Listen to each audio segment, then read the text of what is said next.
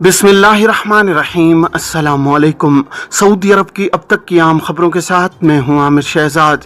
अगर आप भी सऊदी अरब के हालात वाक़यात से बाखबर रहना चाहते हैं तो वीडियो को पूरा देखिएगा। बढ़ते हैं खबरों की जानिब और शामिल करते हैं आज की पहली खबर।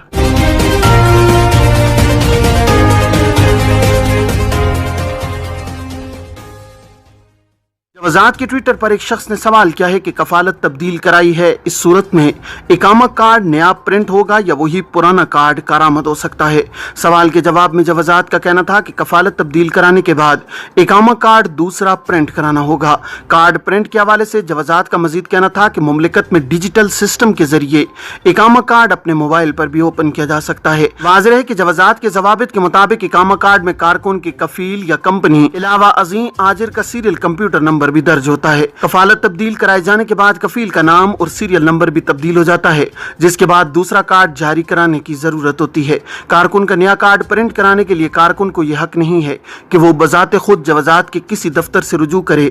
कारकुन के कफील या कंपनी के मुताल्लिका शोबे के एहलकार के जिम्मे होता है कि वो कारकुन का इकामा कार्ड जवाजात से हासिल करे। वजात के ट्विटर पर एक शख्स ने सवाल किया है कि इकामे में मेरा पेशा चरवाहे का है, क्या कफील मेरा पेशा घरेलू कारकुन के तौर पर तब्दील करा सकता है। सवाल के जवाब में वजात का कहना था कि इस सूरत में पेशा तब्दील नहीं कराया जा सकता।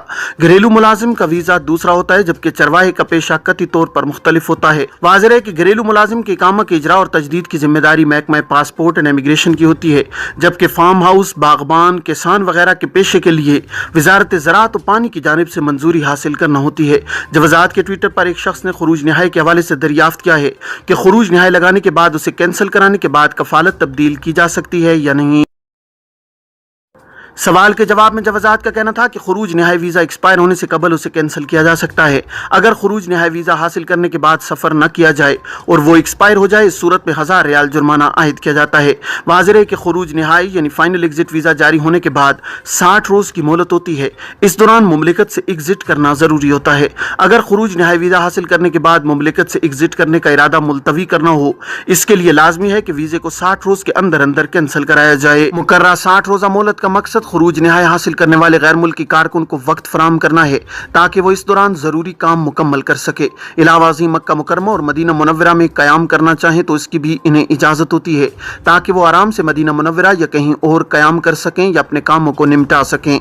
कानून के मुताबिक खुरूज निहाई के लिए 60 रोजा मोहलत खत्म होने से कबल सफर न किया जाए तो इस सूरत में उसे कैंसिल कराना जरूरी है। बसूरत दीगर 1000 रियाल जुर्माना आयद किया जाता है। अगर खुरूज निहाई की मुद्दत के खत्म होने से कबल इसे कैंसिल कर दिया जाए तो कोई जुर्माना आयद नहीं होगा। खुरूज निहाई वक्त से पहले खत्म करने के बाद कफालत की तब्दीली कराई जा सकती है।